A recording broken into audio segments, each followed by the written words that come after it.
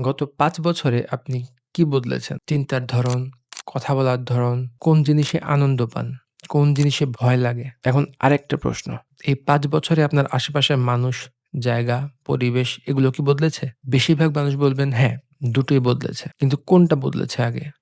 আপনি নাকি পরিবেশ? আমরা ভাবি আমরা নিজেরাই পরিবর্তন করি। সিদ্ধান্ত নিয়ে, চেষ্টা করে, সংকল্প করে। কিন্তু নিউরোসায়েন্স বলছে বেশিরভাগ পরিবর্তন আমরা টেরও পাই না। এগুলো হয় চুপচাপ, ধীরে, ধীরে। এবং সেই পরিবর্তনের সবচেয়ে বড় পরিচালক হলো আমরা কোথায় থাকি, কার সাথে থাকি, কোন পরিবেশে থাকি। আজকে সেই অদৃশ্য শক্তির কথা বলব। পরিবেশ বলতে আমরা বুঝি ঘর, অফিস, শহর। কিন্তু সাইকোলজির দৃষ্টিতে এনভায়রনমেন্টটা আরো বড় কিছু। ৩ টে স্তর আছে। ফিজিক্যাল এনভায়রনমেন্ট আপনি কোথায় আছেন? ঘরের আলো, শব্দ, পরিচ্ছন্নতা, রং, সোশ্যাল এনভায়রনমেন্ট আপনার আশেপাশে কে আছে? তারা কিভাবে কথা বলে? কি নিয়ে চিন্তা করে?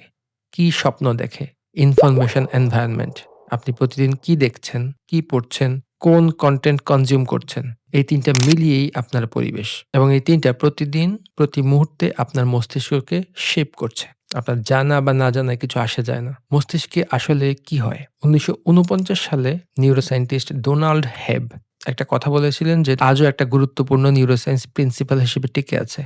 Neurons that fire together wire together. মানে যে দুটো নিউরন বারবার একসাথে অ্যাক্টিভেট হয়, তারা একসাথে কানেক্টেড হয়ে যায়, শক্তিশালী হয়। এখন ভাবুন, আপনি যদি প্রতিদিন এমন মানুষের সাথে থাকেন যারা সবসময় শুধু অভিযোগ করে, মস্তিষ্ক সেই প্যাটার্ন শিখতে থাকে। অভিযোগের নিউরন একসাথে ফায়ার করে, একসাথে ওয়্যার হয়। আপনি যদি প্রতিদিন এমন কনটেন্ট দেখেন যেটা উদ্বেগ এবং ভয় তৈরি করে, মস্তিষ্ক সেই লেন্স দিয়ে দুনিয়া দেখতে শিখে। আপনি যদি এমন জায়গায় কাজ করেন যেখানে সবসময় chaos, মস্তিষ্ক শান্ত জায়গাকে অস্বাভাবিক ভাবা শুরু করে। এটা আপনার দোষ না, এটা মস্তিষ্কের সবচেয়ে মৌলিক কাজ, অ্যাডাপ্ট করা, পরিবেশের সাথে মিলে যাওয়া। সমস্যা হলো মস্তিষ্ক জিজ্ঞেস করে না পরিবেশটা ভালো কিনা, সে শুধু অ্যাডাপ্ট করে।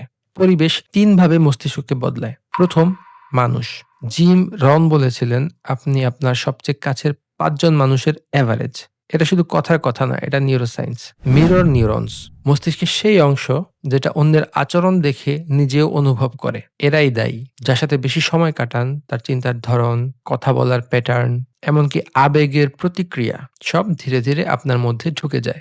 আপনি লক্ষ্য করেননি কিন্তু হয়েছে। দ্বিতীয়, ফিজিক্যাল স্পেস। প্রিন্সটন ইউনিভার্সিটির একটা গবেষণায় দেখা গেছে ক্লাটার্ড অগোছালো পরিবেশ কর্টিসল বাড়ায়, স্ট্রেস হরমোন। মানে আপনার ঘর অগোছালো থাকলে আপনি বসে থাকলেও স্ট্রেস বাড়বে। বিপরীতভাবে ন্যাচারাল লাইট, সবুজ, ওপেন স্পেস মস্তিষ্কের সেরোটোনিন এবং ক্রিয়েটিভিটি বাড়ায়। আপনার কাজের জায়গার ডিজাইন আপনার মস্তিষ্ককে সরাসরি প্রভাবিত করে। তৃতীয়, ইনফরমেশন ডায়েট। এটা সবচেয়ে কম অ্যাটেনশন পায় কিন্তু সবচেয়ে পাওয়ারফুল। আপনি প্রতিদিন যা দেখছেন, পড়ছেন, শুনছেন সেটা আপনার ব্রেইনের ডিফল্ট থিংকিং মোড তৈরি করে। নিউজ যদি সবসময় ভয়ের হয়, আপনার ব্রেইন ফিয়ার মোডে থাকতে শেখে। সোশ্যাল মিডিয়া যদি সবসময় কম্প্যারিজন দেখায়, ব্রেইন ইনঅ্যাডিকুয়েসি ফিল করতে শেখে। কনটেন্ট যদি সবসময় শ্যালো হয়, ব্রেইন ডিপ থিংকিং করার ক্ষমতা হারায়। আপনি যা খান তা দিয়ে শরীর তৈরি হয়, আপনি যা দেখেন তা দিয়ে মস্তিষ্ক তৈরি হয়। তাই পরিবেশ বদলানো মানে জীবন বদলানো। এখানে অনেকে ভাবেন পরিবেশ বদলানো মানে সবকিছু ছেড়ে দেওয়া। না, ছোট, ছোট পরিবর্তন কিন্তু সচেতন পরিবর্তন।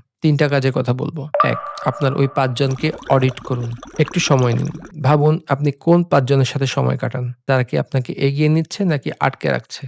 এটা জাজমেন্ট না, এটা সচেতনতা। সবাইকে ছেড়ে দিতে হবে না, কিন্তু সময়টা সচেতনভাবে ভাগ করুন। ২. আপনার ফিজিক্যাল স্পেসের একটা কোণ ঠিক করুন। পুরো ঘর বদলাতে হবে না। শুধু যেখানে কাজ করবেন বা পড়বেন সেই জায়গাটা পরিষ্কার করুন। একটা গাছ রাখুন, ন্যাচারাল লাইট আসতে দিন। এই ছোট্ট পরিবর্তন মনোযোগ বাড়াবে, কর্টিসল কমাবে। ৩. ইনফরমেশন ডায়েটে একটা বিষয় বাদ দিন। সব বাদ দিতে হবে না, একটা ছোট বিষয় বেছে নিন। যেটা প্রতিদিন দেখছেন কিন্তু দেখার পর ভালো লাগে না। সেটা আনফলো করুন, মিউট করুন, সরিয়ে দিন। সেই জায়গায় এমন একটা জিনিস রাখুন যেটা দেখলে বা পড়লে ভেতরে কিছু একটা বাড়ে। এটা একটা সোয়াপ কিন্তু মস্তিষ্কের উপর বিশাল প্রভাব। ইসলামে সৎসঙ্গের কথা বারবার এসেছে। রাসূলুল্লাহ সাল্লাল্লাহু আলাইহি ওয়াসাল্লাম বলেছেন, ভালো সঙ্গী সেই আতর বিক্রেতার মতো, যার কাছে গেলে সুগন্ধ লাগে, আর খারাপ সঙ্গী সেই কামারের মতো যার কাছে গেলে ধোঁয়া লাগে। পরিবেশ গন্ধের মতো, টের পাওয়া যায় না কিন্তু গায়ে লাগে। আজকের জন্য একটাই কাজ, চোখ বন্ধ করুন, মনে করার চেষ্টা করুন গত ১ সপ্তাহে আপনি কোথায় সবচেয়ে বেশি সময় কাটিয়েছেন? কার সাথে কাটিয়েছেন? কি দেখেছেন? সেই পরিবেশ কি আপনি যেখানে যেতে চান সেখানে নিয়ে যায় নাকি অন্যদিকে? শুধু এই প্রশ্নটা আজকে নিজেকে করুন। উত্তরের মধ্যেই পরের পদক্ষেপটা আছে। সোলো এনএসে আমরা সেই জায়গাগুলো নিয়ে কথা বলি যেগুলো দেখা যায় না কিন্তু সবকিছু বদলে দেয়। পরের ভিডিওতে দেখা হবে। ভালো থাকুন এবং আপনার পরিবেশকে সচেতনভাবে বেছে নিন।